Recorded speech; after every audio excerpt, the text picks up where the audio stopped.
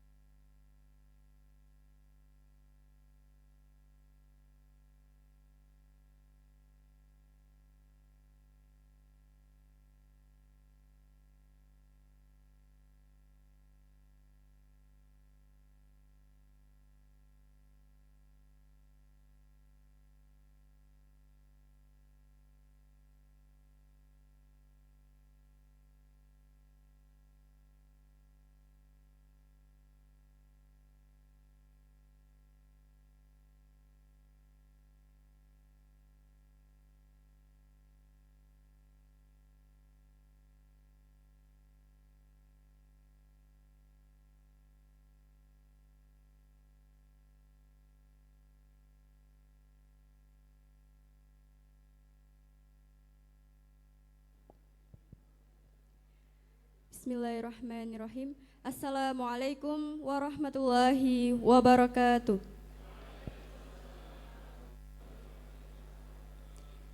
Innal hamdalillah nahmaduhu wa nasta'inu wa nastaghfiruh wa na'udzu billahi min shururi anfusina wa min sayyiati a'malina may yahdihillahu fala mudhillalah wa may yudlilhu fala hadiyalah. Yang terhormat Profesor Dr. Haji Rozihan SH.MAG, yang kami hormati Badan Pembina Harian Universitas Muhammadiyah Magelang, Rektor Universitas Muhammadiyah Magelang, dan seluruh civitas akademika Universitas Muhammadiyah Magelang, beserta teman-teman mahasiswa yang berbahagia. Pertama-tama marilah kita panjatkan puji syukur kehadirat Allah Subhanahu wa Ta'ala yang telah melimpahkan rahmat-Nya sehingga pada kesempatan hari ini kita dapat berkumpul di tempat ini tanpa ada halangan satu apapun. Salawat dan salam senantiasa kita haturkan kepada baginda Nabi Agung Muhammad Sallallahu Alaihi Wasallam yang kita nantikan syafaatnya di yaumul kiamah kelak. Hadirin yang kami hormati, marilah kita buka acara pada kesempatan pagi hari ini dengan bacaan basmalah bersama-sama. Bismillahirrahmanirrahim. Hadirin yang berbahagia, sebelum kita mendengarkan tausiah pada pagi hari ini, marilah kita dengarkan terlebih dahulu sambutan sekaligus membuka acara rangkaian Semarak Milad Muhammadiyah ke-113 Universitas Muhammadiyah Magelang kepada Rektor Universitas Muhammadiyah Magelang Dr. Lili Andriani SE MSI. Kami silakan.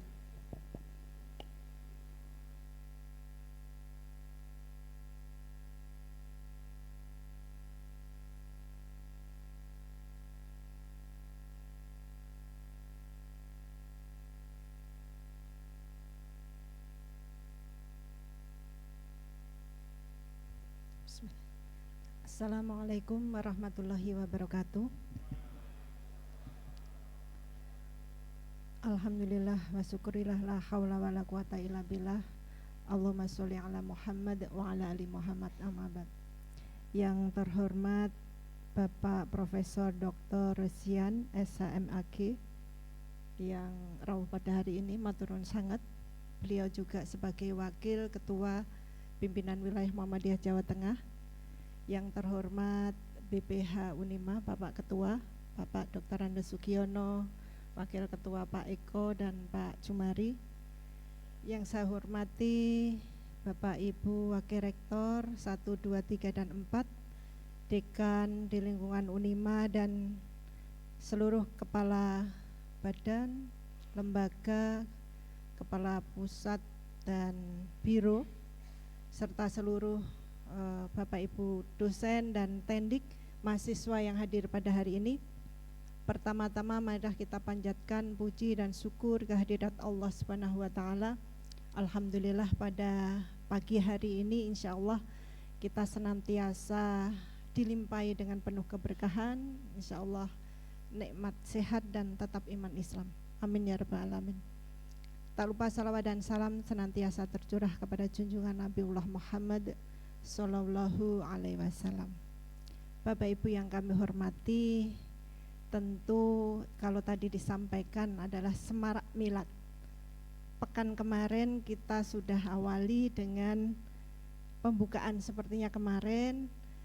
Di setiap pekan di hari Jumat selama sampai dengan nanti 20 Desember kita akan lakukan kegiatan setiap Jumat di ruangan ini menghadirkan beberapa tokoh, dan ini merupakan tokoh yang kedua matur nuwun sanget Prof. Rosihan. Yang kemarin Prof. Sutresno dari pimpinan wilayah Muhammadiyah yang beliau menyampaikan tentang sosialisasi pedoman AIK di PTMA. Salah satunya adalah yang kalau isi kemarin disampaikan mentadaburi Al-Quran paling tidak 5 ayat dalam satu hari. Menika cita-citanya, standarnya begitu. Tetapi diawali mungkin hari ini satu hari bisa 1 ayat, 2 ayat, bisa kurang dari itu. Tetapi artinya ini bisa dilakukan secara berkelanjutan. Harapannya demikian. Dan insya Allah setelah kegiatan kajian pada pagi hari ini, nanti secara nanti saya revisi halaqah komunitas mengatakan berkelompok untuk bisa mengkaji kembali selama 1 jam berikutnya terkait dengan pendalaman tadabbur Al-Quran di masing-masing kelompok. Kalau kami perlu kami sampaikan, direktorat ya sekelompok rektor dan wakil rektor, dekan, kemudian wadek, dan insya Allah kita mulai pada pekan ini dan mulai hari Jumat. Insya Allah ke depan secara berkelanjutan bisa dilakukan secara terus-menerus. Amin, insya Allah bisa dilakukan itu, dan semoga ini menjadi habit kita bersama dan senantiasa Allah akan menuh dengan keberkahan memberikan kepada kita semua. Amin ya rabbal alamin. Bapak Ibu yang kami hormati, tentu pagi ini adalah pagi yang kedua kedatangan dengan beliau beserta dengan Ibu yang rawuh pada hari ini, Ibu Profesor Rosihan, dan insya Allah nanti akan banyak diberikan juga bentuk tadabbur terhadap Al-Quran makaten nggih Prof. Rosihan. Dan insya Allah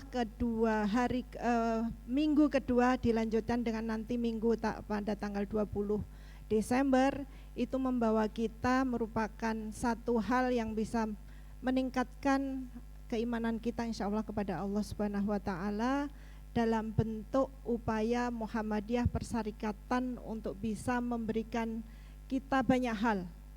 Salah satunya adalah meningkatkan ketakwaan kita kepada Allah Subhanahu wa Ta'ala.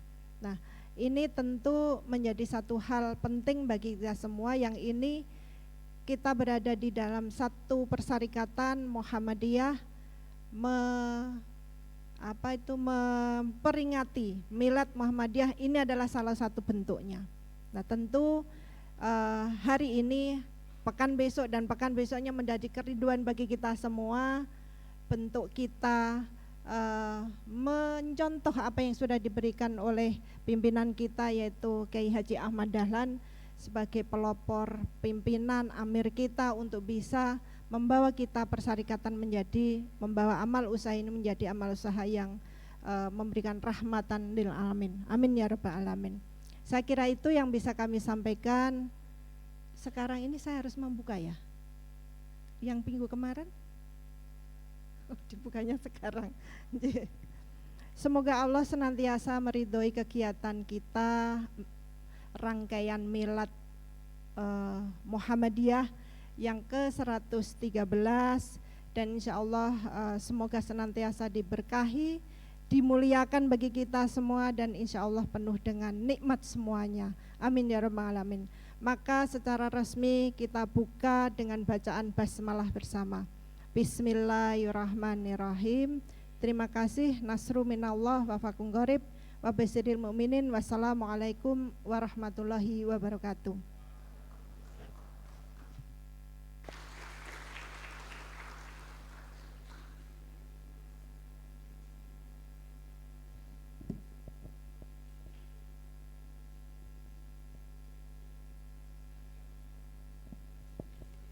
Terima kasih kami sampaikan kepada Ibu Rektor yang telah menyampaikan sambutannya.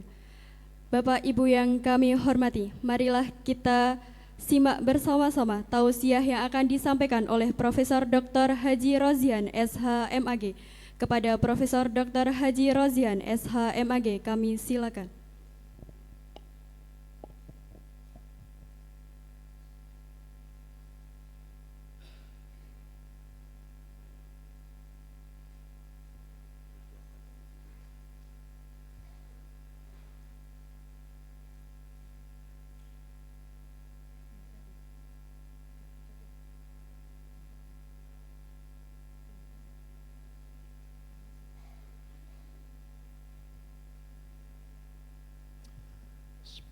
Assalamualaikum warahmatullahi wabarakatuh.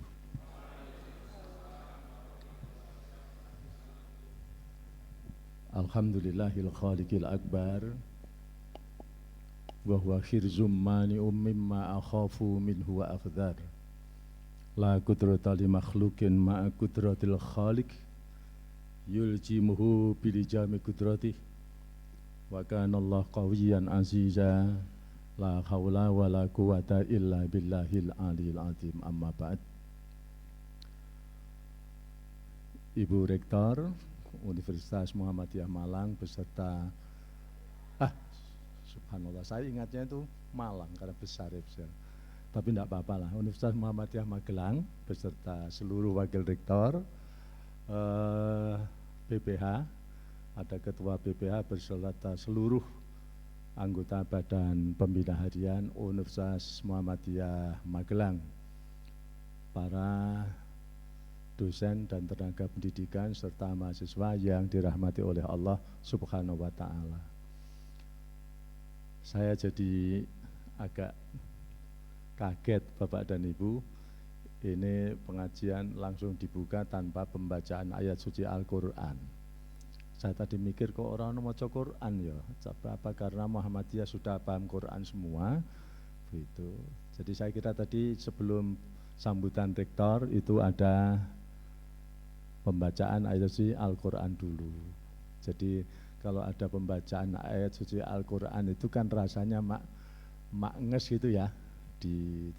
Tapi tidak apa-apa karena sudah biasa, dan kita ketahui bahwa setiap acara kegiatan itu kan tidak harus diawali dengan pembacaan Al-Quran. Kata Nabi kan, kalau kamu mengawali satu kegiatan hendaklah buka dengan bacaan basmalah. Nah makanya yang paling simpel itu adalah basmalah. Tapi kalau tradisi di NU kan membaca ayat suci Al-Quran. Karena ini mungkin sudah biasa kalau acara-acara yang monumental dengan bacaan ayat suci Al-Quran terlebih dahulu sekalian. Jadi hadisnya kan memang begitu. Jadi kalau kamu mengawali satu kegiatan kok tidak membaca basmalah, maka dikatakan fahuwa akta. Alhamdulillah kita sudah mengawali dengan sunnah Rasulullah SAW. Bapak dan Ibu, mari kita bersyukur pada bulan ini, bulan Milad Muhammadiyah yang ke-113. Kita syukuri kalau usia 113 itu mestinya kan sudah usia langka ya, tapi Muhammadiyah dikatakan bahwa usia 113 itu usia yang semakin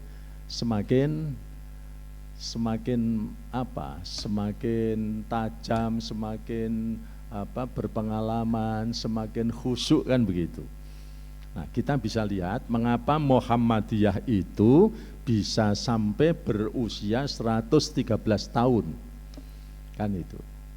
Bapak dan Ibu bisa baca itu disertasinya Arbiyah Lubis pada tahun 1993, itu ada judulnya studi perbandingan Muhammadiyah dan Muhammad Abduh. Nah, disertasi itu mengungkapkan Muhammadiyah kok bisa berusia saat itu tahun 1993 itu Muhammadiyah kok bisa sampai sekarang bertahan karena apa? Nah, kan itu tidak lain dan tidak bukan, penelitian itu menyebut bahwa Muhammadiyah bisa eksis sampai sekarang itu karena Muhammadiyah mempunyai amal usaha. Kalau Muhammadiyah tidak mempunyai amal usaha, itu insya Allah seperti Muhammad Abduh, sekalipun sebagai tokoh pembaharu, sama-sama. Muhammadiyah yang didirikan oleh Kiai Dahlan, Muhammad Abduh dengan pemikirannya yang cemerlang dan merupakan guru dari Kiai Dahlan, tapi Muhammad Abduh sudah hilang dari peredar. Karena apa? Pemikiran. Muhammad Abduh itu hanya bergerak dalam pemikiran. Ketika Muhammad Abduh itu sudah wafat, maka pemikiran itu menjadi hilang. Tetapi Muhammadiyah tetap eksis karena mempunyai amal usaha. Nah, hanya sekalian tadi saya baca Muhammadiyah dan NU itu sekarang irinan sekalian. Jadi kalau Muhammadiyah itu banyak amal usaha, yang dicari itu duit terus gitu, sementara NU itu amal usahanya hanya pesantren. Jadi sekarang masih eksis NU itu, saya baca itu, ini mubalik ini rupanya memang mubalik yang tidak suka dengan Muhammadiyah karena duitnya banyak sekali. Nah, saya pikir itu, jadi ternyata dia apologi kepada NU karena apa? NU itu adalah orang-orang yang tulus untuk memelihara kehidupan pesantren. Padahal sama, NU itu kan juga para santri yang tinggal di pesantren itu kan bayar sekali. Bayar mereka, dikira malah baik Muhammadiyah. Kemudian, wah ini Muhammadiyah mendirikan sekolah tarjih kan gitu. Nah, kalau saya memang begini, baik NU maupun Muhammadiyah, keduanya merupakan organisasi sosial keagamaan yang bergerak dan mempunyai segmen masing-masing. Artinya Muhammadiyah itu bergerak di wilayah pertengahan kota, sementara NU itu berada di pinggiran sekalian. Gerakannya beda. Kalau Muhammadiyah itu gerakannya adalah gerakan intelektual, ya, sementara gerakan NU itu adalah gerakan tasawuf. Nah, sama-sama keduanya adalah dalam rangka untuk mengusir Hindia Belanda. Jadi NU tidak ada gerakan yang berpikir gerakan intelektual dan gerakan aksi-aksi keagamaan tidak ada. Nah, mereka memulai dari daerah pesisir itu gerakannya adalah gerakan istighosah dan torekoh. Maka Belanda itu kalau dengar suara banyak, suara besar gitu kan mereka apa? Mereka takut. Jadi maka saudara-saudara kita di NU itu kalau beristighosah itu dengan suara keras. Nah, kemudian bersama-sama, kemudian Belanda pada waktu itu kemudian takut, oh itu umat Islam itu sudah bergerak akan melakukan perlawanan. Nah, itu kalau kita baca dalam disertasinya Saiful Amri dari UIN Warisongo. Jadi gerakan itu gerakan torekoh, maka tidak usah heran sekalian, sekalipun sekarang orangnya itu hanya satu, tapi gerakannya adalah gerakan keras-kerasan membaca sholawat dan zikir di masjid dengan pengeras suara yang tinggi. Nah, jadi itu ada garapan yang sudah mempunyai spesialisasi tersendiri gitu. Nah, sampai sekarang ya begitu sama, rumah sakit itu kalau diopeni Muhammadiyah pasti maju dan berkembang. Maka rumah sakitnya banyak di Jawa Tengah itu kita punya rumah sakit berapa sekali? Ya. Saya diberi waktu berapa menit, Bu Rektor? Berapa? Sampai jam 11, berarti 2 jam ya? Kalau bicara 2 jam gini, kemudian saya khutbah itu hanya berapa? Khutbah itu kira-kira kan 15 menit ya. Itu karena serius gitu, tenggorokannya sudah mulai kering. Maka terus biasanya saya khutbah di Baitur Rahman, itu gitu, ketika menyebut takwa pada khutbah yang kedua itu gelorok-gelorok sekalian. ittaqullah gitu, gelorok-gelorok itu. Nah, akhirnya apa? Teman dari Muhammadiyah, Pak, khutbahnya kok menarik, mengharukan. Kamu gimana mengharukan? Saya ini gelorok-gelorok karena tidak disiapkan minuman, saya bilang sekarang. Nah, jadi akhirnya sekarang kayak khutbah itu saya diberi Pocari Sweet itu ya. Tapi tidak apa-apa di sini karena warga sendiri, jadi tidak ada minumannya, tidak apa-apa sekalian. Jadi saya itu kalau di khutbah di Baitur Rahman sekarang disiapkan 1 botol Pocari Sweet itu. Jadi kan boleh di tengah-tengah khutbah istirahat itu kemudian minum kan boleh. Yang tidak boleh itu kalau sholat sambil minum. Itu isyarat mengapa ada duduk di antara 2 khutbah, itu maksudnya supaya khotib bisa minum sekalian. Kan itu sebenarnya yang tersembunyi kan gitu. Lah yang tidak disebut oleh Nabi itu disebut di dalam teori hukum Islam namanya mafhum muwafaqah. Yang tidak disebut itu lebih utama gitu ya. Nah, tapi di sini tidak usah disiapkan. Panitia tidak usah tersinggung misalnya. Nah, kalau tersinggung itu berarti orang yang punya penyakit jiwa itu sekalian ya. Bapak dan Ibu yang saya hormati, jadi begini, kita karena milad kita tahu supaya lebih terspesialisasi, Muhammadiyah itu amal usahanya kan rumah sakit, pendidikan, kemudian ekonomi. Jadi rumah sakit itu kalau dikelola oleh Muhammadiyah itu pasti maju dan bersih-bersih. Terakhir di Kudus itu ada namanya rumah sakit Sarkis. Rumah sakit Sarkis itu 8 lantai dan bagus bersih. Karena kebetulan saya sebagai pembina di wilayah Padiraya. Tapi begitu masuk di rumah sakit NU di mana? Di Demak ya. Saya bersama istri saya sekalian. Jadi saudara istri itu sakit di Demak, saya divonis oleh dokter itu stroke. Saya diajak ke sana, kemudian saya lihat suasana rumah sakitnya tidak higienis.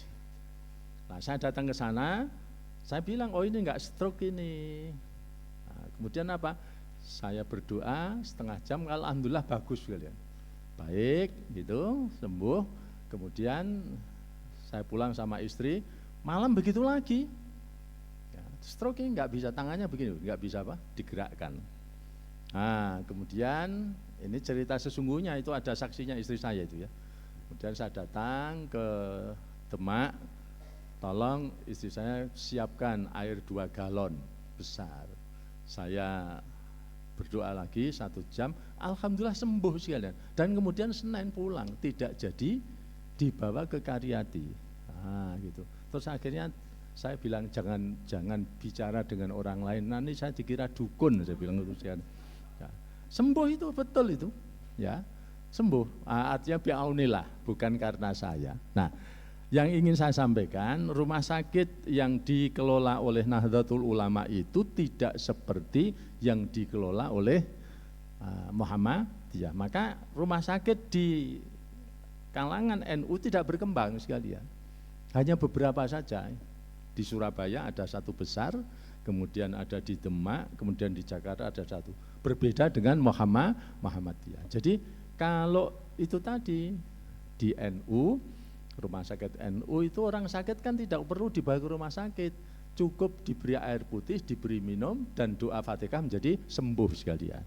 Maka rumah sakitnya tidak berkembang. NU juga begitu. Kalau mengelola masjid pasti ramai. Karena banyak sholawatan, banyak ya, itu rame. Sekalipun seorang diri, tapi sholawatan di masjid kan menjadi keras. Wah itu mesti orangnya banyak. Tapi masjid kalau dikelola Muhammadiyah itu pasti sepi. Karena apa? Tidak ada sholawatan, tidak ada macam-macam sekali. Jadi kalau mau rame ya masjidnya digerakkan. Dan itu sholawatan kan tidak salah kan? Wong sholawatan itu juga perintah Al-Quran, innallaha wa malaikatahu yusholluna 'alan nabi ya ayyuhalladzina amanu shollu 'alaihi wa sallimu taslima. Hanya kapan sholawat itu dibaca Kemudian di mana itu yang jadi persoalan. Nah, pas ada orang sholat sholawatan banter-banter ya tidak boleh. Tapi kalau jam 9 pagi sholawatan di masjid ya boleh. Tapi tidak boleh sholawatan di masjid kampus ya janganlah, itu ganggu belajar sekali. Jadi itu yang menjadi bahan pertimbangan. Ada spesialisasi kegiatan yang dibangun oleh saudara-saudara kita Nahdlatul Ulama dan Muhammadiyah. Nah, Muhammadiyah itu sekalian bisanya maju dan berkembang karena Muhammadiyah itu lebih rasional. Menurut bukunya Arbiyah Lubis itu, pemikiran Muhammad Abduh yang rasional itu. Dan itu dibawa Kiai Dahlan ke Indonesia, tetapi Kiai Dahlan itu tidak mencukupkan diri dengan pemikirannya Abduh, tapi membangun dengan amal usaha sekalian. Ini yang menjadikan Muhammadiyah itu bisa eksis dan berusia panjang. Bapak dan Ibu yang saya hormati. Nah, kemudian apa sih yang dibangun oleh Muhammadiyah itu? Ternyata yang dibangun oleh Muhammadiyah itu kan sikap kritis terhadap Al-Quran. Al-Quran tidak hanya dibaca saja, tapi Al-Quran supaya bisa memberi syafaat itu seperti apa? Memang perintahnya adalah Iqra'ul Qur'ana fa innahu ya'ti yaumal qiyamah syafi'an li ashabi. Baca Al-Quran. Sesungguhnya Al-Quran itu akan memberi syafaat, akan memberi pertolongan kepada kamu sekalian bagi orang yang membacanya. Nah, inilah kemudian sekalian Martin van Burenesen termasuk Snogorgonya itu karena tahu isi Al-Quran itu adalah isinya pembaharuan, cukup dibaca saja. Karena perintahnya hanya Iqra'ul Qur'an, bacalah Quran, sudah cukup baca saja. Karena membacanya sudah merupakan ibadah, tidak di follow up, tidak dibaca tafsirnya. Padahal sekalian, Quran turun itu tidak kosong dari ruang dan waktu. Pasti ada persoalan-persoalan yang dipertanyakan kepada Al-Quran. Maka begini, Ali bin Abi Thalib itu kan pernah berpesan, taraktu fikum mau'idhotani. Ada dua peringatan dalam kehidupan ini. Apa? Satu natikun, yang kedua wa ghairu natik. Ada dua peringatan, satu berbicara dan satu tidak berbicara. Yang berbicara apa? Quran. Quran itu adalah peringatan yang akan menjawab seluruh pertanyaan kita. Yang kedua wa ghairu natikun, yaitu yang tidak berbicara, peringatan itu adalah kematian sekalian. Nah, kita fokus yang pertama Quran tadi. Quran itu turun, itu bukan kosong dengan ruang dan waktu. Ada persoalan-persoalan yang muncul di tengah-tengah kehidupan masyarakat. Nah, itulah yang kemudian ada konsep yang namanya asbabun nuzul, historical background. Maka coba kita lihat di dalam Al-Quran kan mesti ada dan banyak kata-kata yas'alunaka. Mereka bertanya kepadamu. Nah, itu berarti di situ ada ruang yang kosong, kemudian minta jawaban. Surah Al-Anfal umpamanya, yas'alunaka alil anfal. Mereka bertanya tentang harta, tentang aset, rampasan itu untuk apa? Nah, jadi uang korupsi itu mau digunakan untuk apa? Rampasan korupsi, ya. Jadi apa? Kita lihat kemarin Sandra Dewi yang tasnya 80 tas mewah itu dirampas, disita oleh KPK. Untuk apa itu? Nah, kan gitu. Kalau untuk bayar bus ya nggak cukup sekalian. Nah, tapi Pak Presiden kan itu tanggung jawab saya, dari mana? Nah, tanya dulu yas'alunaka alin anfal. Mereka bertanya tentang uang rampasan korupsi dipergunakan untuk apa? Kalau sekarang kan begitu. Kalau dulu enggak. Islam menang perang, kemudian yas'alunaka anil anfal. Tanya tentang harta rampasan itu. Nah, jadi kita mempelajari Al-Quran, Bapak dan Ibu, saya kira seperti Kiai Dahlan tidak usah dan tidak cukup membaca, tapi kita berikan ruang untuk kehidupan. Jadi ada kemungkinan untuk memberikan jawaban-jawaban dari persoalan-persoalan kehidupan dunia. Quran akan memberikan jawaban itu. Jadi kalau kita, ini kritik ya, kalau hanya membaca Quran sampai hafal, ya Quran bisa dihafal, Quran bisa disalin dalam bentuk dan cara yang beragam, tapi yang penting bagaimana Quran itu diamalkan. Kiai Dahlan itu kan sebetulnya bagaimana mengamalkan isi Al-Quran. Maka yang beliau ajarkan itu, yang populer kan surah Al-Ma'un, tapi sebetulnya yang paling banyak diulang-ulang itu adalah surah Al-Asr sekalian. Mengapa surah Al-Asr? Kan itu. Nah, karena Al-Asr itu menggerakkan manusia supaya manusia itu bisa melakukan amal soleh sebagai pengejawantahan iman itu sekalian. Nah, kembali kepada itu tadi, maka sekalian tafsir Quran itu jumlahnya puluhan, tidak hanya 1-2, jumlahnya puluhan tafsir itu. Ada tafsir Al-Maraghi, ada tafsir Al-Manar, ada tafsir Tobari, ada tafsir Ibnu Katsir, ya. Banyak sekali. Ada tafsir kalau di Indonesia ada tafsir Misbah, ada tafsir Al-Azhar, ya. Ada tafsir At-Tanwir milik Muhammadiyah. Kan banyak sekali. Nah, dengan begitu kita bisa memaknai Quran itu tidak hanya sekedar membaca, tapi kita baca beberapa tafsir yang, nanti kita akan paham sekalian, akan paham tentang Al-Quran itu sendiri, bahwa Quran itu akan memberikan jawaban, akan berbicara kepada kita yang mengajukan persoalan-persoalan dan dinamika kehidupan kemanusiaan sekalian.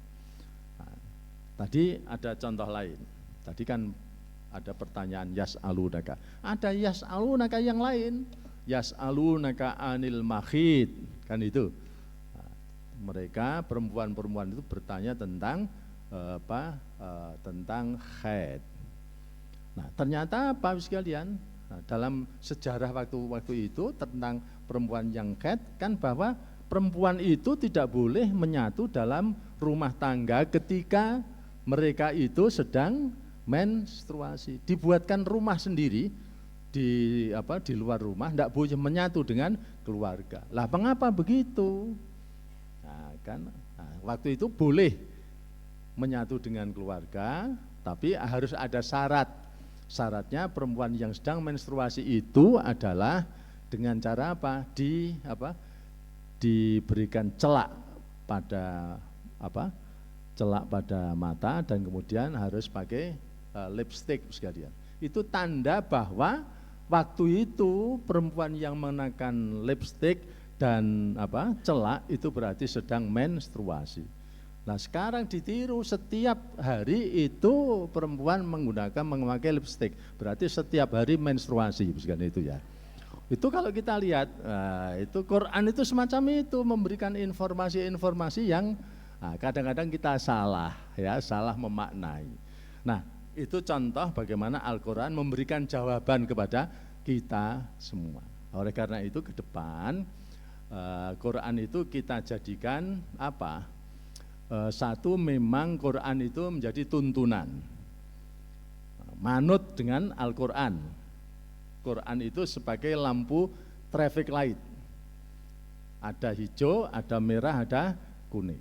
Nah, kalau ada hijau kemudian kita tidak mengikuti perintah itu, ya nanti jadinya lalu lintas macet.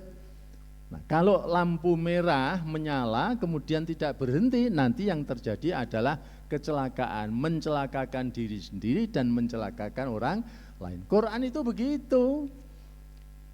Nah, maka kemudian sekalian Quran menyebut dirinya Dzalikal kitab la raib. Ini lo kitab, kamu ndak usah ragu, manut saja, manut saja dengan Al-Quran. Ya, la raib hudal lil muttaqin, menjadi petunjuk agar kamu menjadi orang yang terpelihara. Nah, ini contoh sekalian, kalau dengan Quran manut saja. Ada contoh, ada surah An-Nur itu ya, ayat 32 itu. Ayatnya begini. Wa ankihul ayyama minkum was-solihina min ibadikum wa imaikum iyyakunu fuqara yughnihimullah min fadlih. Manut dengan Al-Quran. Perintahnya apa? Nikahkanlah orang-orang yang belum menikah. Apa segera, kalau masih, ini kan banyak mahasiswa yang belum menikah. Ada mungkin dosen-dosen juga ada yang belum menikah. Segera menikah. Manut iyakunu fuqara, kalau kamu takut miskin segera menikah. Yughnihimullah min fadli, Allah akan menjadikan kamu kaya sekali. Contoh ini ada Pak Eko, ada Pak Giono. Itu dulu sebelum menikah kan tidak punya apa-apa. Setelah menikah istri punya, anak punya, mobil punya, rumah punya. Itu karena apa? Menikah. Itu baru satu sekalian. Coba kalau nambahkan tambah kaya itu. Nah, ini bapak-bapak kan jadi pengecut semua, termasuk saya sekalian ya. Itu artinya bahwa Quran itu secara empirik benar. Secara empirik benar.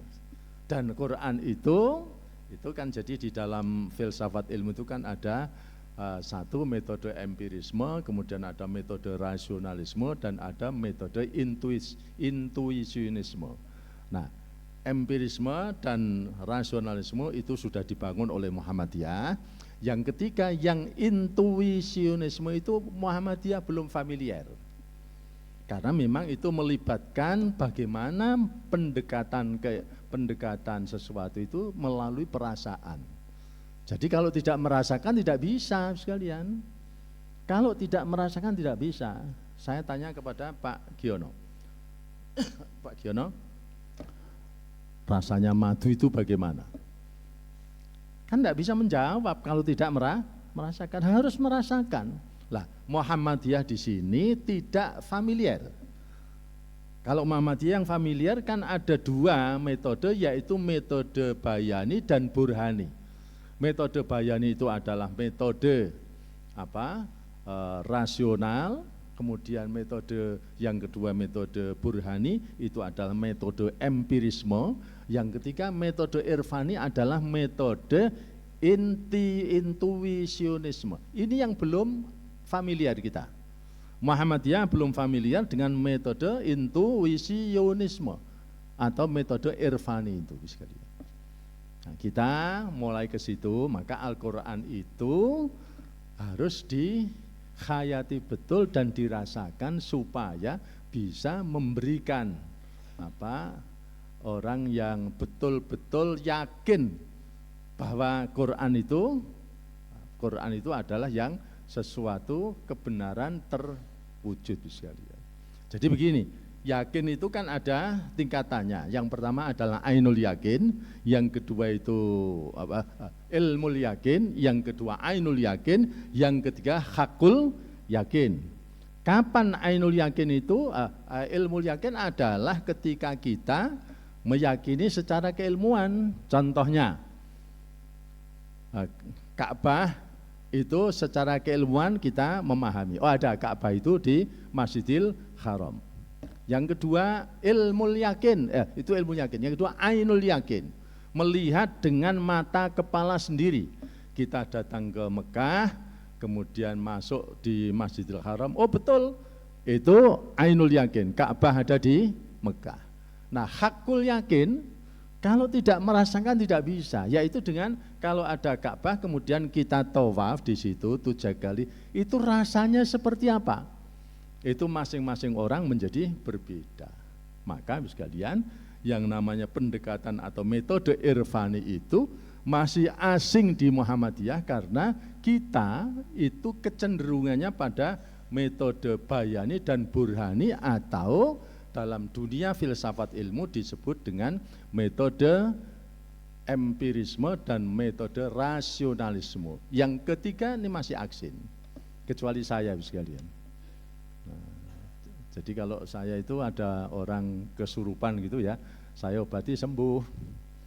Tapi kalau mau belajar itu harus datang ke rumah, nanti bawa gula dan kopi sekalian ya. Jadi nanti saya tularkan ilmu itu sekalian ya.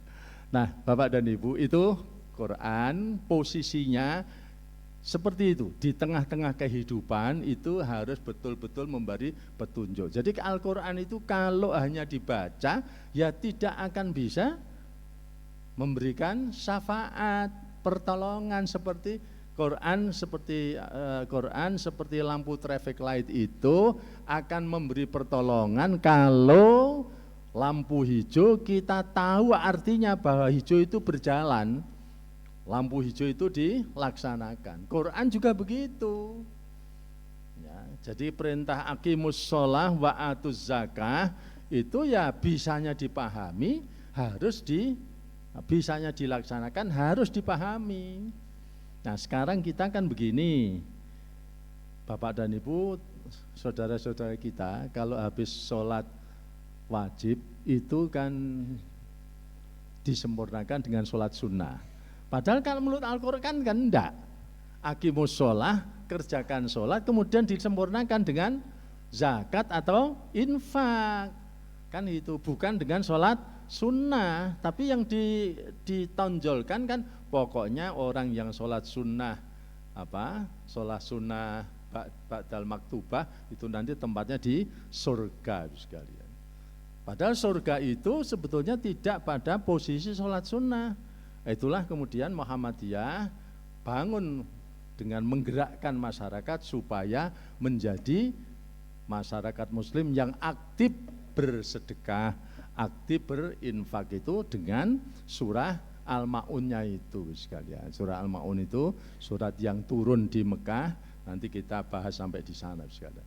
Gerakan Gerakan bersedekah sebetulnya. Dan sedekah itu sekalian, kalau ingin dekat kepada Allah ya sedekah itu. Tidak dengan sholat sunnah atau puasa sunnah.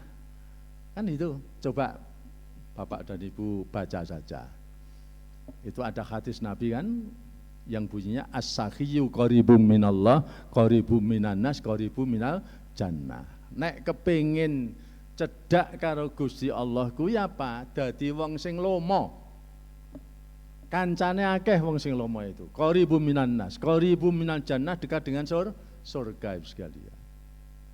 Itu betul, dibuktikan saja. Saya, Bapak dan Ibu, saya beri contoh. Saya itu ada pengajian wakaf di Kudus. Nah, terus apa? Saya ngajak wakaf, saya tidak wakaf. Ya wis saya wakaf. Apa? Untuk rumah sakit Pratama, klinik Pratama. Nah, berapa? Ya wis saya wakaf separuh dulu. Nanti kalau saya sudah dapat istri, nanti saya akan penuhi wakaf saya sekali. Oh, itu namanya wakaf muqayyadah. Kan gitu ya. Lah terus akhirnya apa? Saya Januari begitu, saya Februari saya bayar separuh. Lah kok tahu-tahu dikirim oleh Allah seorang istri sekalian, perempuan. Kata Pak Giono usianya di bawah 50. Ya. Terus datang, ya wes saya tembung gitu sekalian. Ini contoh itu kanker bahwa berkat sedekah saya hidupnya menjadi berkah sekalian. Nah, itu dapat istri, ini saya bawa, saya temani saya. Saya bawa, ini Bu Rektor itu istri saya ya. Jadi istri saya. Nanti dikira anak saya kan kacau sekalian. Sebab di mana di gerobokan itu Pak itu putrinya, bukan itu istri saya. Jadi berarti dikira saya dengan istri saya itu jaraknya 20 tahunan sekalian. Nah Bapak, itu tadi contoh bahwa saya setelah bersedekah wakaf baru separuh kemudian dapat. Nah, karena saya wakafnya wakaf muqayyadah, saya akan wakaf nanti akan saya penuh kalau saya dapat istri. Ini betul-betul terjadi sekalian. Saya tidak buat-buat itu, terjadi betul. Akhirnya dapat istri, ya saya penuhi sekalian, saya akhirnya wakaf. Padahal jenenge dosen itu kan sak dus wite sak sen. Nah, kan itu ngumpul dosen itu kan sebetulnya kan paling pelit sekalian. Soalnya apa? Habis UAS, UTS itu mesti apa namanya? Honornya itu ditanyakan kok orang metu-metu ya honornya. Nah, padahal itu kan salah satu bagian dari tugas dosen, ora usah nakoke kan gitu ya. Itu termasuk saya sekalian. Kok apa vakasi kok terlambat, terus kenapa sih gitu kan gitu ya. Jadi itu di tempat saya, mudah-mudahan di Uniman tidak ada yang begitu, kecuali 1-2. Jadi persoalannya adalah sekalian, di Muhammadiyah itu kan orangnya tulus-tulus. Kalau di tempat sana saya itu sering ditanyakan Bu Rektor ya. Nah, mudah-mudahan karena Uniman itu tidak sering terlambat vakasinya, maka dosennya tidak banyak yang gremeng sekalian. Nah, itu sekalian saja. Jadi Muhammadiyah itu sebetulnya menggerakkan orang supaya suka bersedekah, menjadi orang yang lomo, bukan untuk bukan ingin mempertebal sholat sunnahnya, memperkuat puasa sunnahnya, tidak. Tapi kita kan kalau ditawari, Pak Bu milih mana, sedekah atau puasa Senin Kemis, kan banyak yang memilih puasa Senin Kemis saja Pak, kan gitu. Coba ibu-ibu kalau ditanya, Bu sedekah 200.000 atau puasa Senin Kemis, milihnya mesti puasa Senin Kemis, karena puasa itu 1 bisa diet, 2 itu ngirit, 3 tambah pelit itu sekalian. itu biasa perempuan itu begitu kan gitu. Nah Bapak dan Ibu, jadi Muhammadiyah awal itu ya hadir itu menggerakkan supaya orang itu menjadi orang yang loman ya. Nah loman itu adalah reformasi sosial. Jadi Muhammadiyah itu hadir untuk menegakkan tauhid. Dulu dianggap tauhid itu adalah datang kepada kuburan, ya, datang kepada dukun. Itu kan sebetulnya tauhid yang berkaitan dengan syirik konvensional. Kalau kita teliti, lagi-lagi ya, Quran itu tidak hanya dibaca, tapi kalau Quran itu turun, ya, kita lihat periode awalnya itu sebetulnya surat-surat yang turun pada periode awal, surat yang turun pada periode awal itu, ya, surat pertama sampai 12 yang turun itu tidak ada yang terkait dengan kemusyrikan, tidak ada, penyembahan kepada berhala tidak ada. Jadi surat-surat yang turun pertama kali ketika Rasulullah di Mekah itu berbicara tentang kemusyrikan, tetapi kaitannya dengan reformasi sosial. Jadi konsep teologi itu yang Bapak dan Ibu kalau di masjid-masjid kemudian dibacakan biasanya kalau habis tarwih ya, kan dibacakan sifat-sifat Allah yang 20 itu, wujud, qidam, baqa, mukhalafatu lil hawa, disi qiyamuhu binafsihi. Itu kan sebetulnya sifat-sifat Allah yang tidak punya peran dalam kehidupan keseharian. Nah, padahal tauhid itu kan lawannya syirik. Nah, tauhid yang lawannya syirik itu sebetulnya ada kaitannya dengan kehidupan praktis kemanusiaan. Nah, Muhammadiyah itu arahnya ke situ sekalian. Coba kita lihat dulu itu 12 surat yang turun pertama, ya, itu pertama adalah surah Al-Alaq. Yang sering kita baca adalah Iqra bismi rabbikal ladzi khalaq, khalaqal insana min alaq. Nah, dari kata min alaq itu saja manusia dicipta. Bapak dan Ibu sekarang kalau dipahami apa? Khalaqal insana min alaq, selama ini apa? Manusia itu dicipta dari segumpal darah. Teori itu sebetulnya sudah kita bisa tinggalkan. Sekarang khalaqal insana min alaq, manusia itu dicipta min alaq, serba tergantung. Itu lebih sosiologis daripada manusia dicipta dari segumpal darah. Al-alaq itu kan gantung. Maka ada doa itu mu'allakun bainas sama'i wal ard. Doa itu digantung antara langit dan bumi kalau tidak membaca sholawat. Nah, jadi kita sudah mulai menggeser pendekatan secara sosiologis. Khalaqal insana min alaq, manusia itu dicipta serba tergantung, tidak bisa hidup sendiri. Tidak bisa hidup sendiri. Kita makan saja tergantung dengan sejumlah pihak. Banyak elemen yang kita butuhkan ketika kita mau makan. Kita mau mengenakan pakaian juga tidak bisa kita menanam kapas sendiri, mendirikan pabrik tekstil sendiri, membuat modus sendiri, tidak bisa. Pasti tergantung dengan banyak pihak. Lah maka sekarang itu kita harus mengalihkan atau paling tidak memperbarui penafsiran. Khalaqal insana min alaq, manusia itu dicipta serba tergantung. Dosen tergantung kepada mahasiswa, mahasiswa tergantung kepada dosen sekalian. Nah kan gitu. Kalau dilacak, jane sing cepat masuk surga itu dosen apa mahasiswa? Mahasiswa, karena apa? Perintahnya kan man salaka tariqan yabtaghi fi ilman, siapa yang mencari ilmu. Nah dosen kan tidak mencari ilmu. Nah, dosen itu kan mengajar sekalian ya. Nah itu tadi contoh bahwa pergeseran penafsiran ya. Jadi saya memperoleh informasi ini juga dari tafsir Syiah sebetulnya. Ya.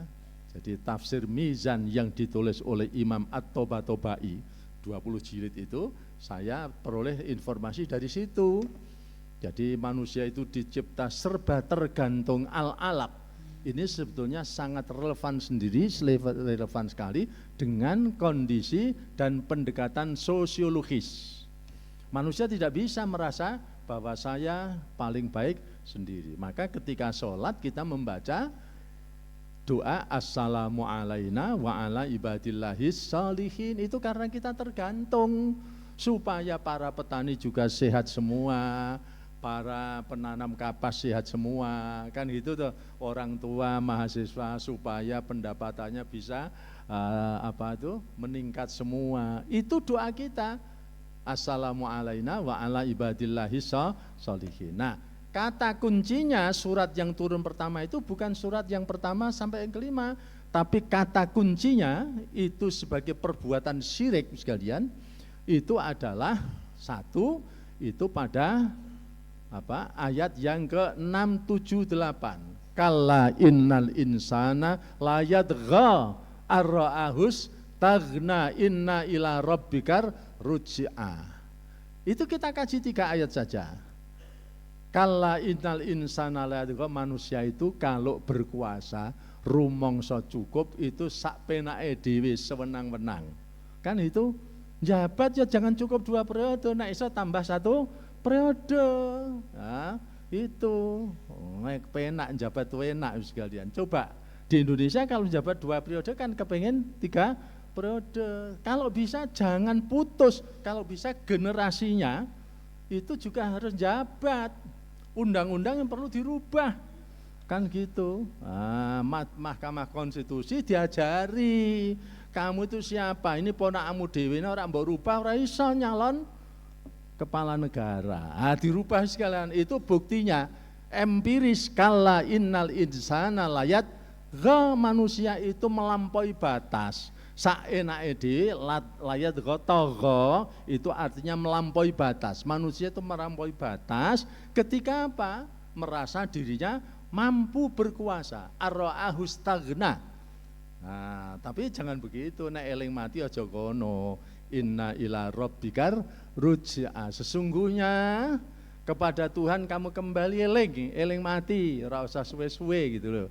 Ya, daripada rampung di dikunyo-kunyo masyarakat, lebih baik husnul khotimah. Itu intinya surat sekalian. Jadi syirik yang dibangun oleh Nabi Muhammad pertama kali itu bukan kaitannya penyembahan berhala, bukan kaitannya pergi ke dukun, bukan, tapi syirik yang dibangun oleh Rasulullah dengan surat yang pertama kali turun itu semacam itu, yaitu terkait apa? Dengan kecintaan terhadap sesuatu. Itu musyrik sekalian. Dan itu adalah garapan pertama Muhammadiyah. Ya, kecintaan kepada sesuatu secara berlebihan. Yang pertama, itu dasarnya surah Al-Baqarah ayat 165. Wa minan nas mayyattakhidhu min dunillah andada. Ada sebagian manusia yang menjadikan saingan terhadap Tuhannya. Nah, jadi syirik itu bersaing dengan Tuhan. Apa bentuknya? Yuhibbunahum kahubbillah. Mencintai sesuatu melebihi cintanya kepada Allah. Nah, itu tadi mencintai jabatan, mencintai macam-macam sekarang. Pokoknya mencintai sesuatu melebihi cintanya kepada Allah. Itu sebetulnya garapan Muhammadiyah yang pertama. Ya, itu syirik yang kita setiap hari merasakan tapi tidak terasa. Di Indonesia kan begitu sekalian. Di Indonesia kan begitu. Nah, mencintai sesuatu melebihi cintanya kepada Allah. Nah, kita ini kan mengaku orang yang beriman. Bagaimana sikap orang yang beriman? Walladzina amanu asyaddu hubbal lillah. Orang-orang yang cinta, yang beriman kepada Allah itu asyaddu hubbal lillah.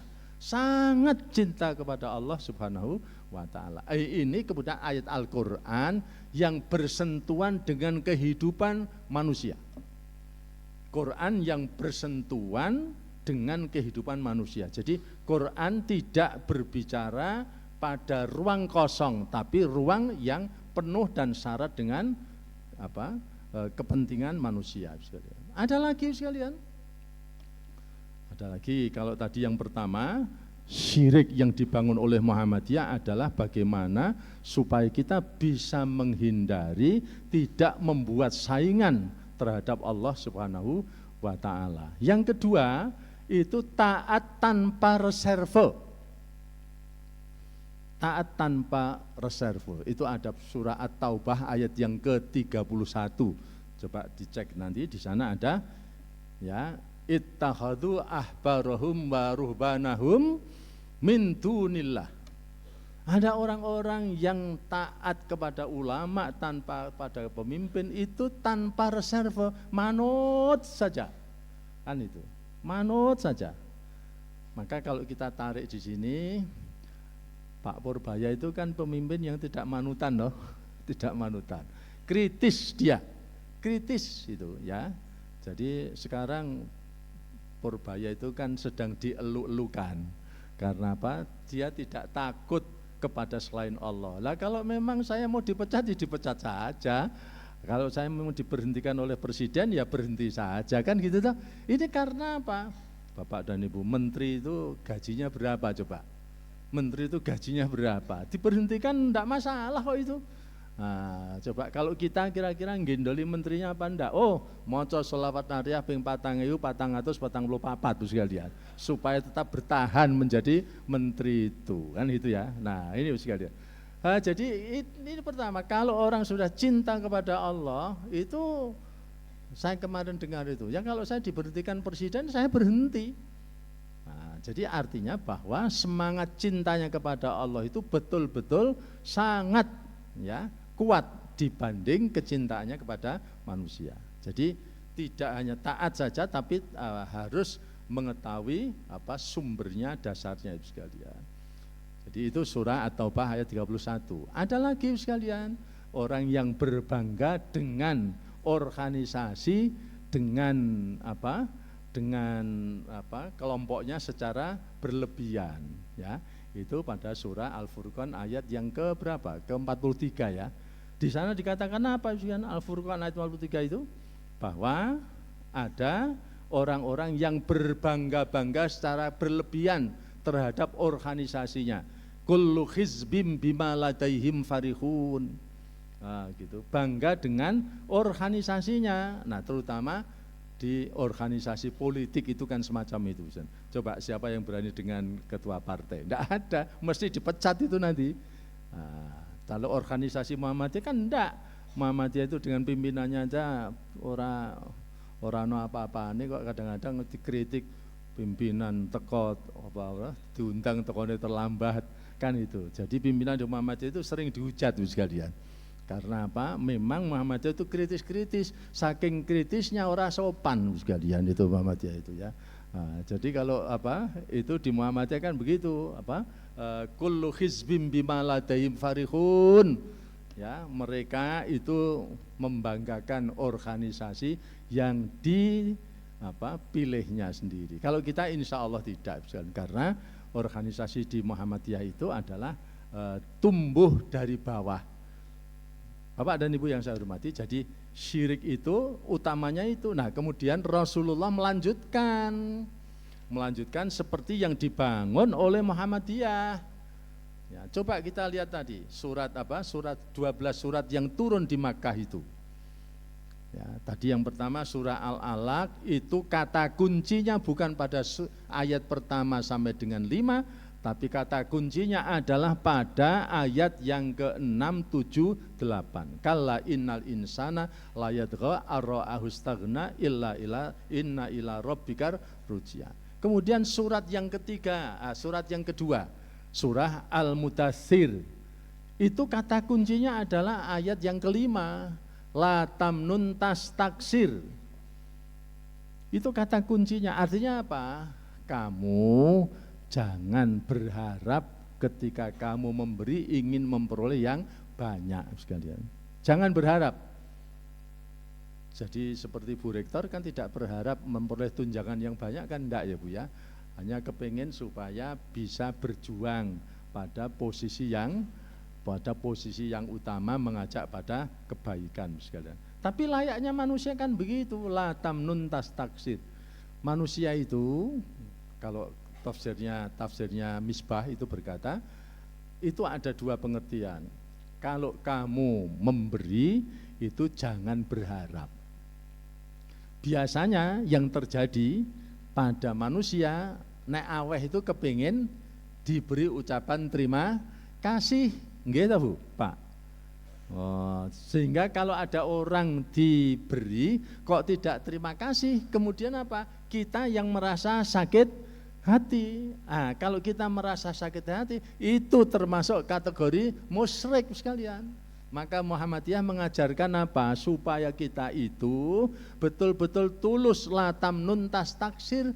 Kamu jangan berharap terima kasih pada orang yang kamu tolong. Sebab apa? Banyak orang yang ditolong tapi mentung sekalian. Nah, makanya kita diingatkan oleh Allah, kalau kamu memberi jangan berharap dari orang yang kamu beri. Yang siapa yang akan menolong kita? Yang akan menolong kita itu adalah besok orang lain. Gitu. Jadi ayatnya kan, hadisnya qudsi kan mengatakan kita ini disuruh oleh Allah menolong orang lain dulu, baru nanti kita diberi pertolongan oleh Allah. Hadisnya berbunyi, wallahu fi aunil abdi maka nal abdu fi auni akhihi. Allah itu akan menolong seseorang kalau seseorang itu mau menolong orang lain terlebih dahulu. Jadi kita diajarkan supaya apa? Menolong, berbuat baik kepada orang lain terlebih dahulu. Maka Muhammadiyah itu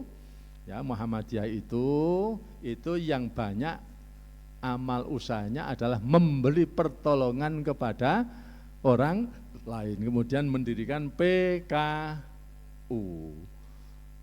penolong kesengsaraan Oemat. Ya kan PKU waktu itu penolong kesengsaraan Oemat. Kan itu sekalian. Jadi menolong dulu, Muhammadiyah menolong dulu, kemudian nanti Allah akan menolong masyarakat Muhammadiyah itu. Nah, Bapak dan Ibu, ini adalah surat yang kedua. Kata kuncinya di situ yang relevan dengan kehidupan kemanusiaan. Jadi tauhid atau syirik itu adalah kaitannya dengan reformasi sosial. Ya. Kemudian surat yang ketiga itu surah Al-Lahab sekalian. Surah Al-Lahab turun itu berkaitan apa? Ma aghna anhu maluhu wa ma kasab sayasla naron data lahab. Ya, sayasla apa? Ma aghna anhu maluhu wa ma kasab, enggak ada gunanya. Kekayaan dan harta kamu enggak ada gunanya. Kamu kumpulkan banyak, Menteri Keuangan sampai 90 triliun dari mana? Nggo apa? Kan itu ta? Ora ana gunane itu. Wa mraatu hammalatal hatab. Kan itu ta? Ya, ma aghna anhu maluhu wa ma kasab. Saya naron data lahab, kamu akan celaka dan akan menderita di neraka sekalian. Jadi ini maaf ya, maaf itu di tengah-tengah kita kan banyak orang yang menumpuk kekayaan, dikritik oleh Al-Quran, itu syirik, musyrik. Hanya para pejabat itu tidak pernah ngaji tauhid. Nah, kan itu toh, Muhammadiyah itu tidak ada ruang untuk pengajian pada kalangan elit, tidak ada. Muhammadiyah itu ngajinya di pedesaan, sing wonge lugu-lugu. Nah, di desa itu orangnya kan lugu, Pak. Sudah datang pengajian itu kalau di Pemalang itu sampai jamaahnya 3.000. 3.000, Pak. Hanya makannya apa? Makan timo, makan itu loh apa? Nasi megono. Rp1.000 datang, senengnya nemeni sekalian. Mereka duduknya tidak seperti ini, tapi mereka duduknya di apa? Di alas tikar. Masya Allah, subhanallah, lesehan sekalian. 3.000 orang. Nah, itu dikandani ya manut-manut sekalian. Ngandani manut-manut. Wong memang orang desa itu orang lugu. Lah kita itu tidak pernah berdakwah menyentuh pada kalangan elit. Nah, maka kita akan bertanya, sakjane sing dosa niku kita atau mereka sing dora gelem ngaji. Kan itu. Nah, yang dosa siapa? Bapak dan Ibu, kira-kira kita Muhammadiyah atau mereka yang tidak mau ngaji? Mereka yang tidak mau ngaji. Nah, kan itu harusnya komunitas tertentu ya, kelompok elit itu membentuk kajian, ngundangnya adalah ngundang Mubalik Muhammadiyah. Mubalik Muhammadiyah honornya tidak banyak, ya, tidak seperti di kiai-kiai Nahdlatul Ulama. Bapak dan Ibu, saya tahu, yang namanya Gus Idam itu honornya berapa? 100 juta. Piye, Pak? Kuwi nek nggewene Muhammadiyah kan kira-kira kanggo wong 30 to itu. Betul, Pak. Jadi saya tahu bahwa asisten gubernur menerima, diserahkan untuk mubaliknya itu, nyun sewu ya, saya sebut namanya itu Gus Idam itu di Kudus pada hari santri itu 100 juta rupiah. Betul sekalian. Iya, itu bicara 1 jam, turu ora ono apa-apane, ora ono ayate, ngaji kan ada sandarannya, ada referensinya. 100 juta. Muhammadiyah insya Allah kalau diundang pejabat 5 juta saja sudah senengnya nemeni sekalian. Nyun sewu ya. Ini bukan bicara honor tapi bicara objektivitas itu sekalian. Jadi saya kalau bicara di gubernuran paling diberi honor mau 5 juta sekalian. Bedanya saya dengan Gus Idam apa? Wong Gus Idam itu tidak profesor, saya profesor sekalian. Tapi hanya diberi 5 juta, ya wes, saya diberi ya sudah, gitu aja tuh.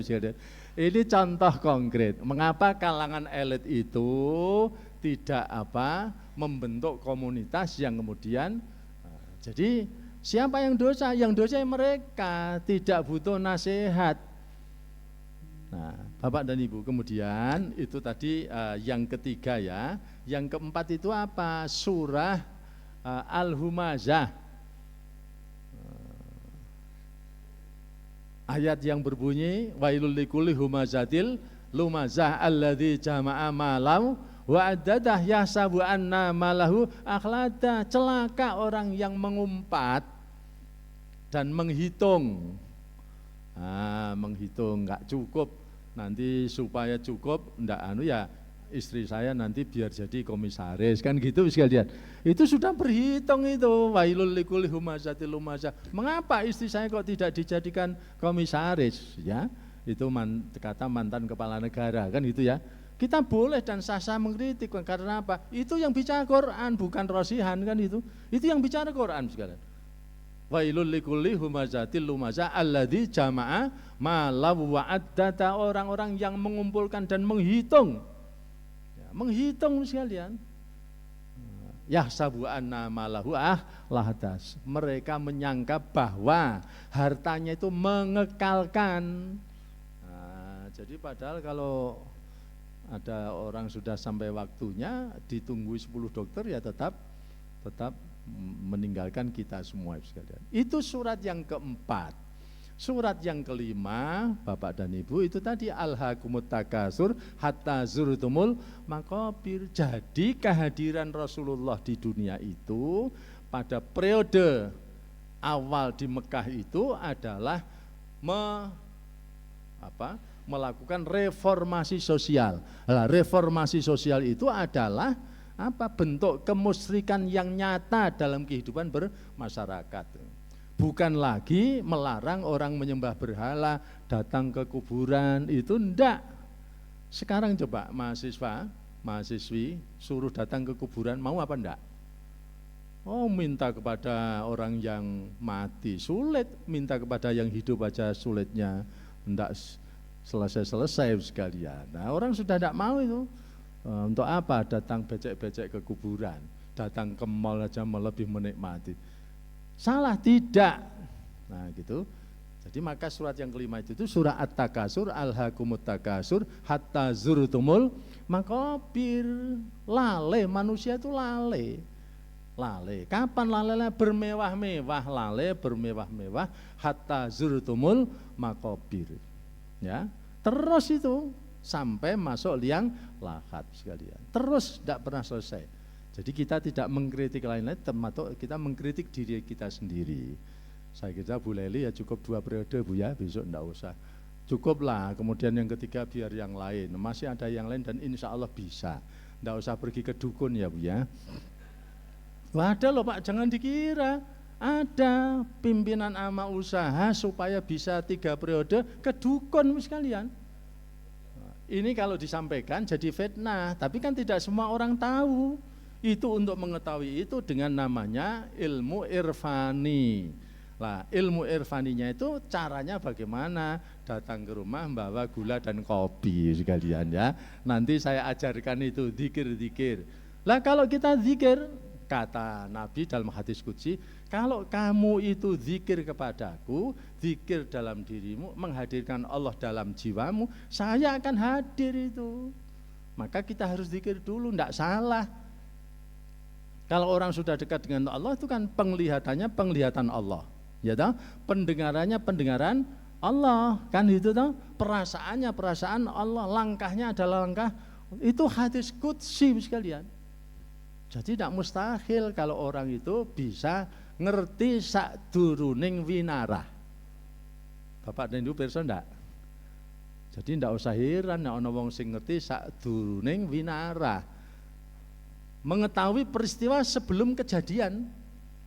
Quran, Bapak dan Ibu pernah baca surah Al-Kahfi enggak? Oh, kalau di luar negeri, di Turki, di Uzbekistan, itu yang namanya hari Jumat sejak pagi, itu ada surat Al-Kahfi semua yang dibaca. Dulu kan saudara-saudara kita membaca surah Yasin, tapi yang benar adalah surat Al-Kahfi. Surah Al-Kahfi itu penuh dengan pelajaran sekalian. Ya, jadi permohonan kita kan ada Rabbana atina min ladunka rahmah, itu surah Al-Kahfi. Ya Allah, hadirkan kepada saya kasih sayang dari sisimu. Itulah yang disebut dengan ilmu laduni sekalian. Ilmu laduni itu adalah ilmu yang ya deduksinya secara cepat, tidak usah belajar. Itu namanya ilmu laduni. Nah, sepandai apapun orang harus tetap belajar. Nabi Musa itu kan nabi paling pandai. Nabi Musa itu nabi yang paling pandai. Tetapi Allah berfirman, wa fauqa kulli dzi ilmin alim, di atas orang yang berilmu ada yang masih berilmu, di atas langit adalah langit, maka harus tetap belajar sekalian. Akhirnya siapa? Nabi Musa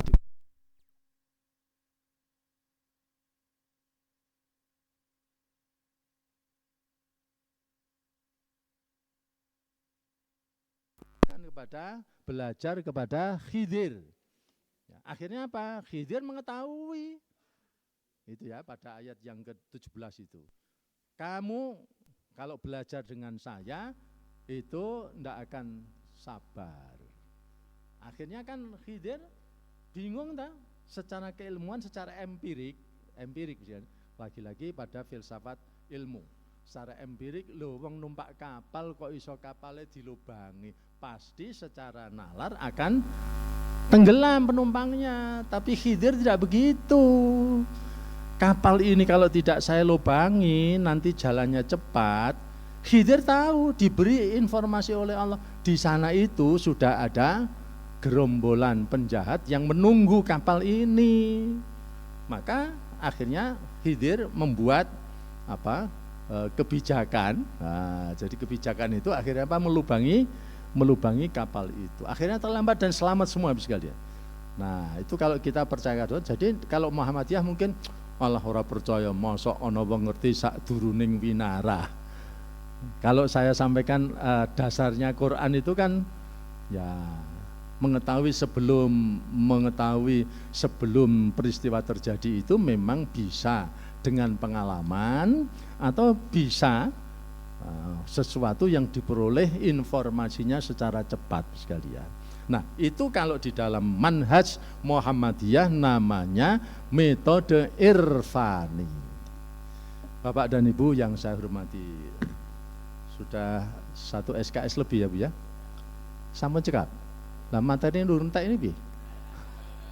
Katanya tadi sampai jam 11. Saya lanjutkan dulu sebentar aja ya. Jadi ini kaitannya dengan bagaimana Al-Quran itu berinteraksi dalam kehidupan manusia seperti yang dilaksanakan oleh Muhammadiyah ketika Muhammadiyah berdiri.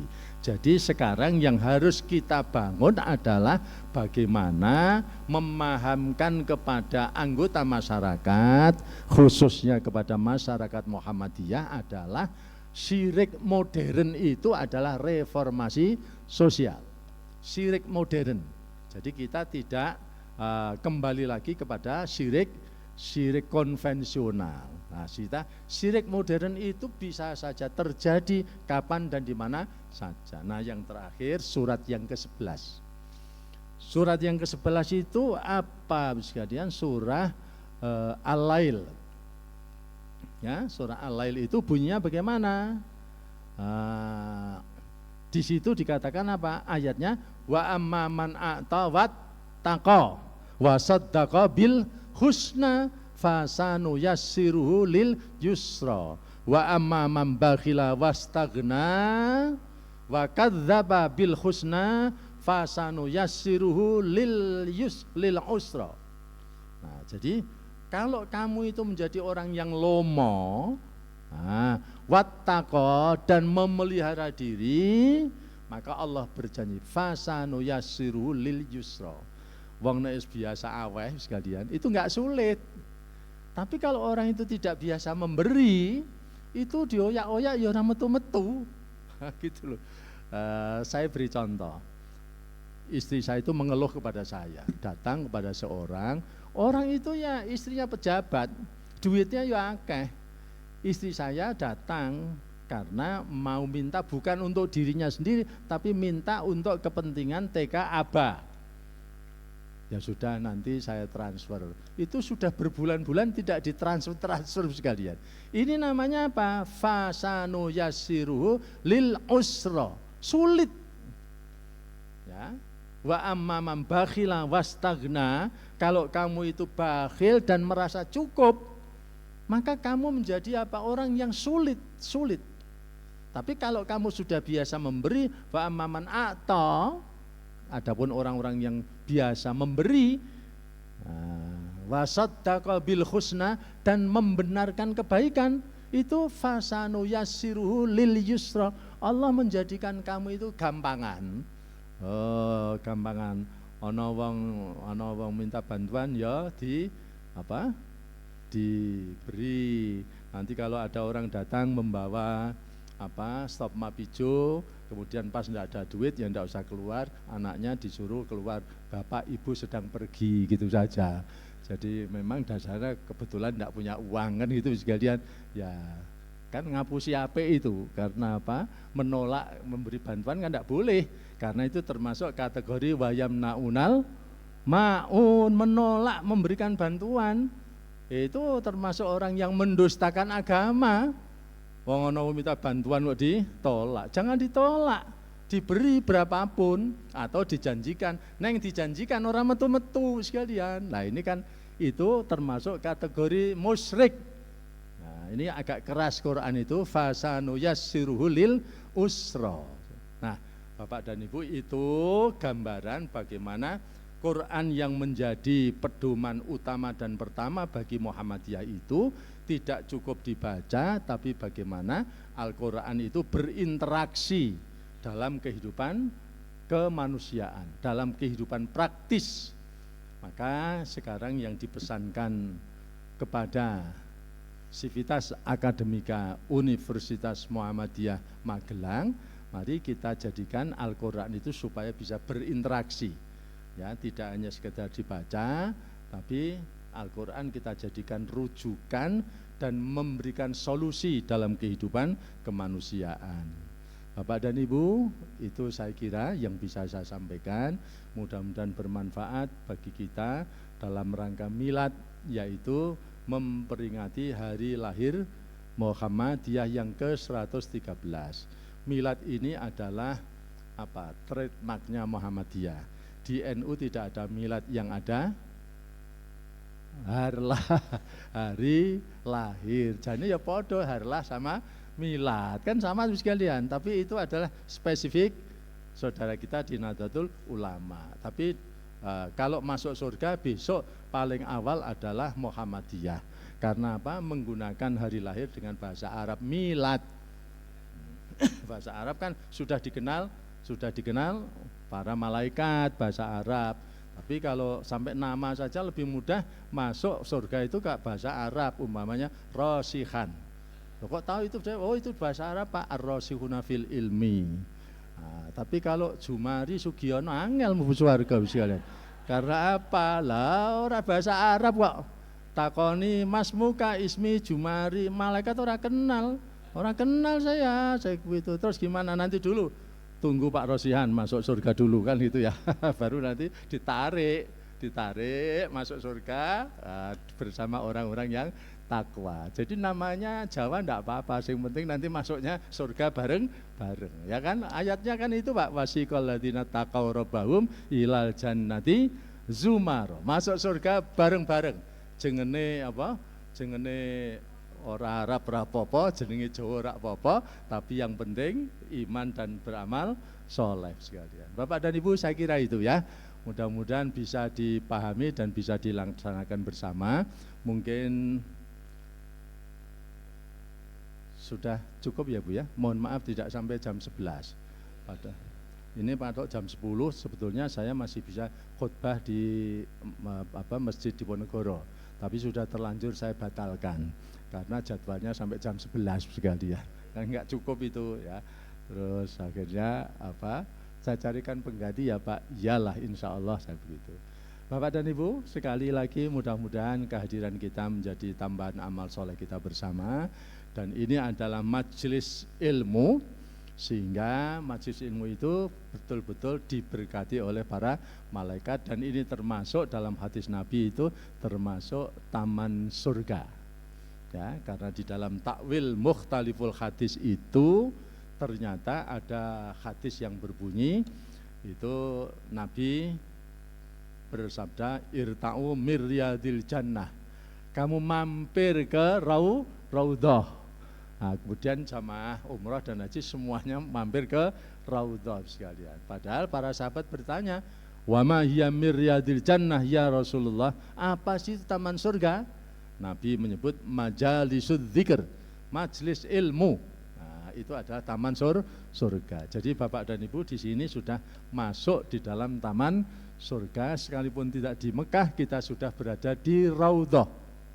Maka setiap kali saya pengajian itu istri saya mesti saya ajak Bu. Saya ajak, saya pamerkan, lu iki bojoku memang ayu dewi, saya bilang itu. Bapak dan Ibu, ndak ini guyon Pak ya, guyon Pak Giono guyon apa. Nek pancen tenan gitu loh. Lah Pak Giono tuh menyangka istri saya itu 50 kok. Nah, ya alhamdulillah masih disangka muda kan gitu sekalian. Tapi yang muda adalah jiwanya, semangatnya dan amalnya sudah tua sekalian ya.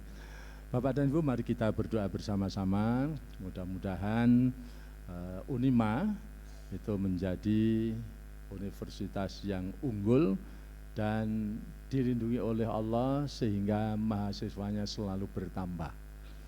Kita awali dengan membaca suratul Fatihah bersama-sama. Ibtigha'an limardhatillah al-Fatihah. A'udzubillahi minasyaitonirrajim. Bismillahirrahmanirrahim. Alhamdulillahirabbil alamin arrahmanirrahim maliki yaumiddin. Iyyaka na'budu wa iyyaka nasta'in ihdinas siratal mustaqim. Siratal ladzina an'amta 'alaihim ghairil maghdubi 'alaihim waladdallin. Amin. Bismillahirrahmanirrahim. Ilahi ilmuka kafin anis su'al ikfina bihaqqil fatihati su'alan wa karumuka kafin anil maqal akrimna bihaqqil fatihati maqalat wa tusalli wa tusallimu ala Muhammadin abdika wa rasulikan nabiyyal ummi wa ala sairil anbiya wal mursalin wa ala alihim wa sahbihim ajma'in. Astaghfirullahal azim min kulli dhanbin atainahu aw hamamna bi ya Allah.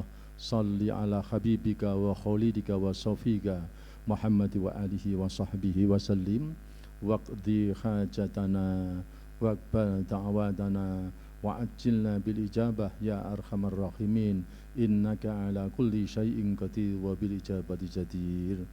Allahumma inna nas'aluka minal khairi kulli ajilihi wa ajilih ma alimna minhu wa ma lam na'lam wa na'udzubika minasy syarri kulli ajilihi wa ajilih ma alimna min wa ma lam na'lam. Allahumma inna nas'alukal jannata wa ma qarraba ilaiha min qaulin wa amalin wa na'udzubika minan nar wa ma qarraba ilaiha min qaulin wa amalin. Allahumma inna nas'aluka min khairi ma sa'alaka minhu abduka wa rasuluka Muhammadin sallallahu alaihi wasallam wa nasta'iduka mimma sta'adaka minhu abduka wa rasuluka Muhammadin sallallahu alaihi wasallam wa antal musta'an wa alaikal balag wa la hawla wa la quwwata illa billah. Rabbana atina fid dunya hasanah wa fil akhirati hasanah wa qina adzaban nar wa adkhilnal jannata ma'al abrar ya aziz ya ghaffar ya rabbal alamin walhamdulillahi rabbil alamin. Bapak dan Ibu, terima kasih sekali lagi. Mudah-mudahan kehadiran kita pada pagi dan siang hari ini menjadi tambahan amal soleh kita bersama. Amin ya rabbal alamin. Nasru minallah wa fathun qarib wa basyiril mu'minin. Assalamualaikum warahmatullahi wabarakatuh.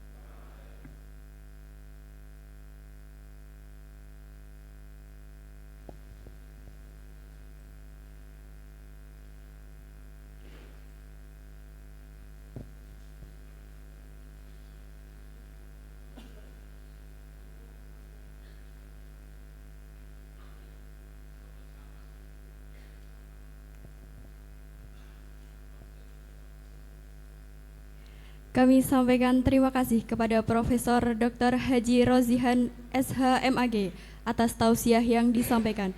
Semoga kita semua dapat mengambil manfaat dari apa yang beliau sampaikan. Bapak Ibu yang kami hormati, marilah kita tutup acara pada pagi hari ini dengan bacaan hamdalah bersama-sama. Alhamdulillahirabbil alamin. Saya selaku pembawa acara memohon maaf apabila dalam menghantarkan acara pada kesempatan hari ini terdapat kesalahan. Kami akhiri billahi fisabilil haq fastabiqul khairat. Wassalamualaikum warahmatullahi wabarakatuh.